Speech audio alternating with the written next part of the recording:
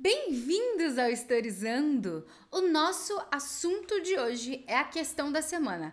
Para quem não sabe do que eu tô falando, toda terça-feira aqui no canal tem correção de questão para te ajudar a fazer as provas e principalmente a conhecer as provas. Hoje nós vamos falar de UEL e aqui no canal, já tem alguns vídeos sobre essa prova que está chegando.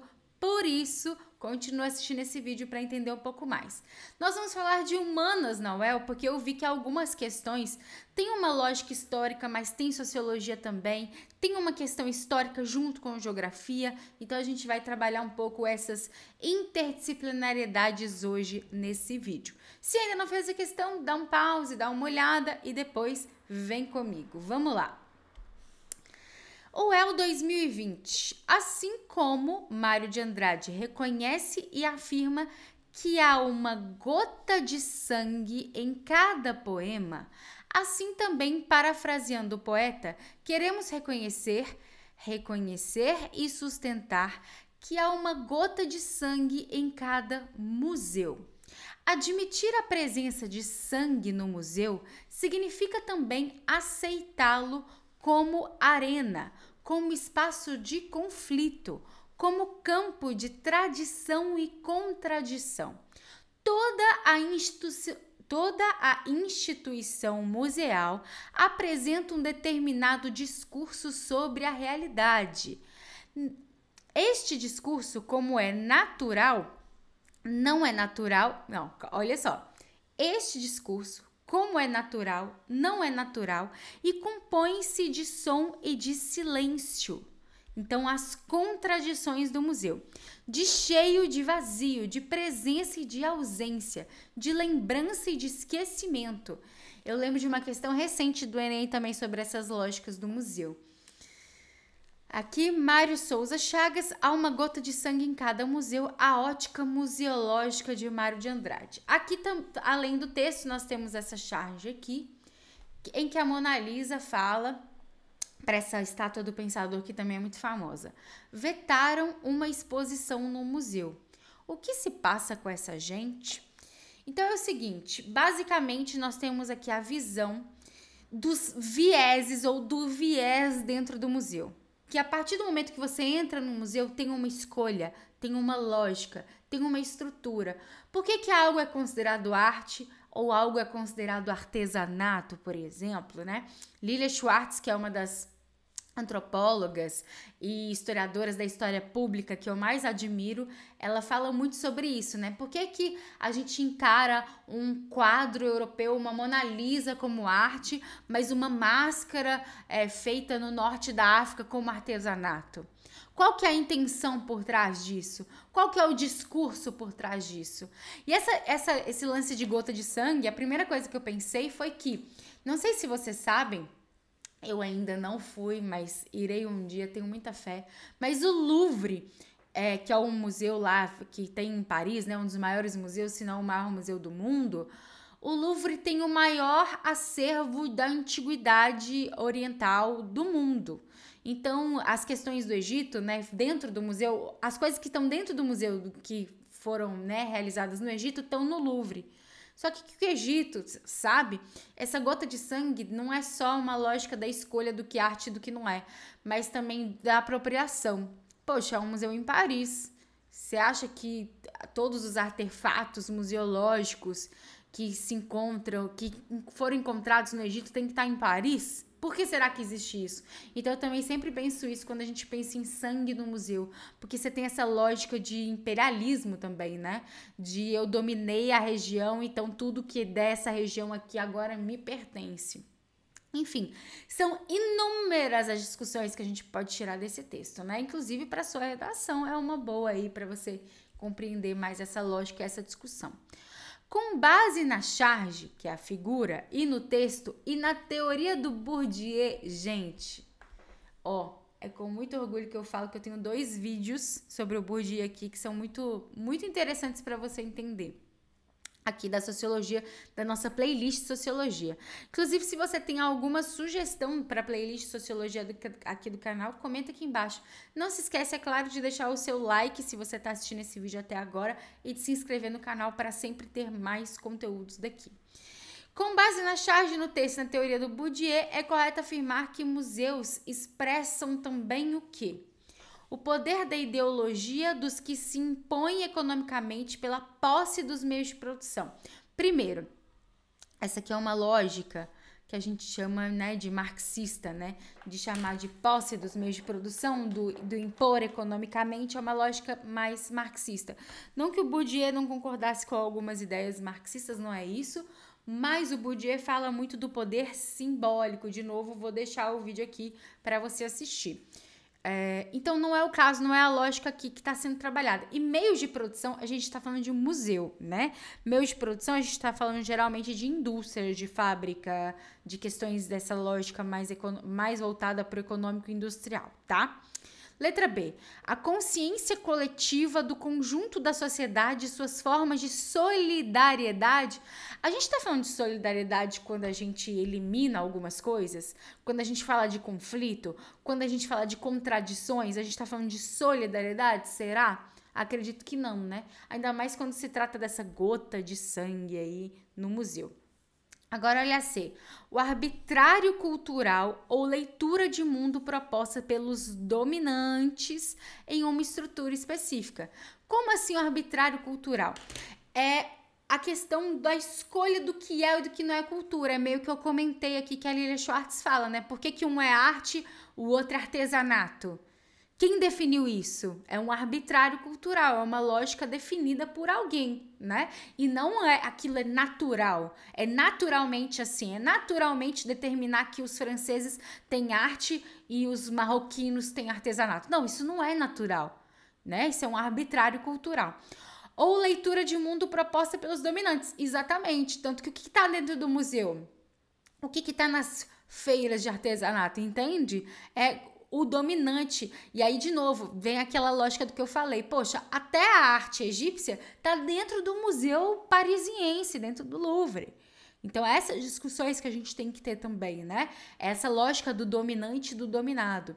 E uma estrutura específica que é o museu. Então, brilhou essa mesma chama C. Tela, me ajudei. C. A ação racional com relação a valores visando combater a anomia e preservar instituições. Primeiro, é uma ação racional com relação aos valores? Poxa, racionalmente falando, os valores desse são melhores que esse, ou essa arte é melhor que essa? Não. E de novo, visando combater a anomia social, visando combater essa diferença social? Também não, é o contrário, né? A gente tem aí essa lógica aí de diferenças sociais, diferenças de locais, diferenças, enfim, lógicas preconceituosas ou não, sendo muito claras ali. O esforço da burguesia em demonstrar a existência de vencidos e, sobretudo, vencedores na história. Aqui, para quem assiste os vídeos de questão da semana, eu vou deixar aqui, tem um vídeo sobre distratores, né? Que é um excelente distrator. Por quê? Aqui tá reduzindo. Como assim? Não é a burguesia se esforçando. Pode ser a classe dominante se esforçando, porque isso é ao longo da história como um todo, não é só a partir da burguesia, né?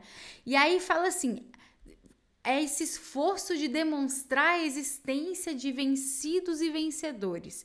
Não necessariamente.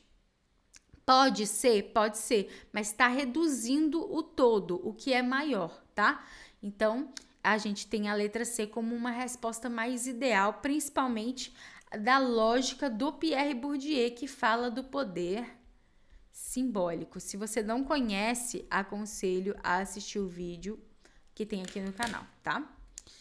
Bora para a próxima. Essa aqui mistura mais história e geografia, tá? Então, nós temos uma imagem aqui falando assim, né? Galera geral no celular, tirando foto de alguém que tá com um livro na mão. Tipo, um milagre, né? E aqui nós temos telefones para cada 100 habitantes em 2011. E aí a gente observa que de 97 para 2011 o crescimento foi muito grande, né? Principalmente de aparelhos móveis de celulares. Então, vamos lá. Com base no gráfico e nos conhecimentos sobre a economia brasileira a partir de 85, para quem não lembra, 85, final da ditadura militar, né? Então, fim da ditadura militar. Beleza? Fim. Considere as afirmativas a seguir. No Brasil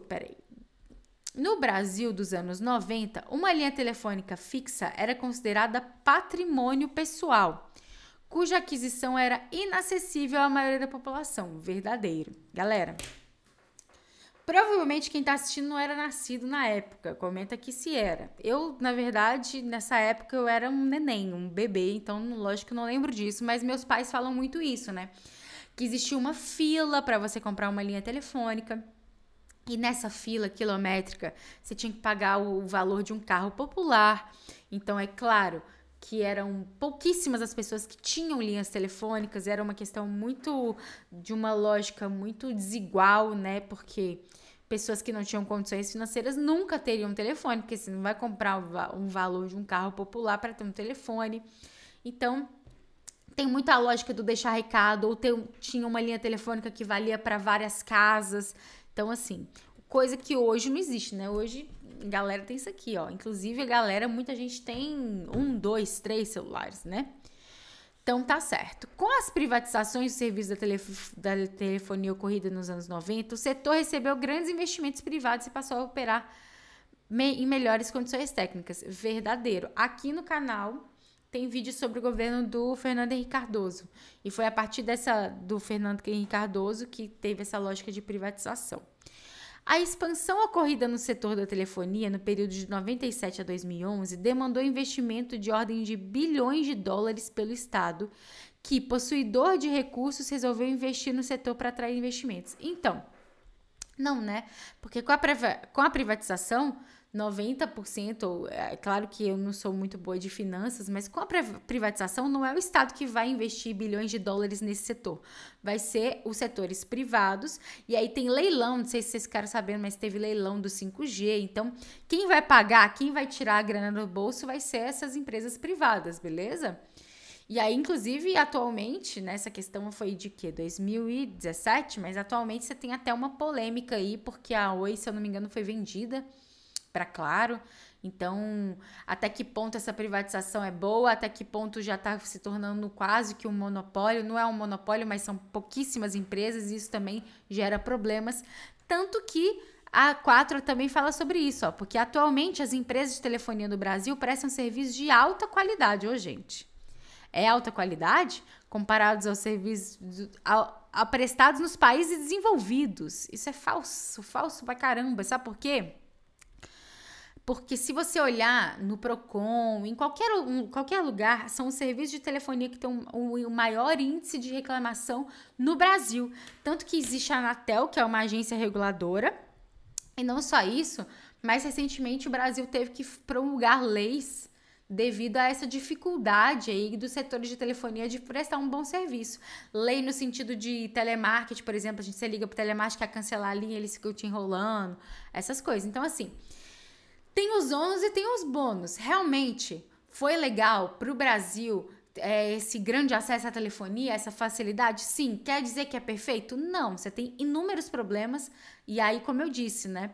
Quanto menos empresas, mais dificuldades você vai ter aí, porque a galera primeiro, a empresa privada foca única e exclusivamente no lucro. Quando a empresa é do Estado, ela tem que focar em atender ao todo. Então, por exemplo, será que em todos os cantinhos do nosso país tem sinal de telefone? E será que essa é uma preocupação do setor privado? Ou será que a preocupação é vender telefone, vender linha, vender chip, etc, etc, vender pacote de internet? Então, assim, tem ônus e tem bônus de privatização. A gente não pode simplesmente falar assim, tem que privatizar tudo e é isso, ou tem que ser tudo do Estado, é isso. Poxa, será? Será que o caminho é o 880? Então, é uma lógica a ser pensada, tá? É isso, eu espero que você tenha gostado. Se você chegou até o final desse vídeo, curte aqui. Se você chegou até o final desse vídeo, fala assim, eu juro que eu sempre tento bolar uma Viva Anatel. Coloca assim, Viva Anatel, se você chegou até o final. Porque ainda bem que existe uma agência reguladora, né, gente? Senão a gente estaria pior ainda, acredito eu, tá? Então, viva a Anatel e deixa seu like. O povo vai achar que eu tô fazendo propaganda pro governo, sei lá, mas não é isso não. Deixa seu like, deixa sua inscrição, deixa o seu apoio para esse canal que é muito importante. Muito obrigada, um beijo e até a próxima.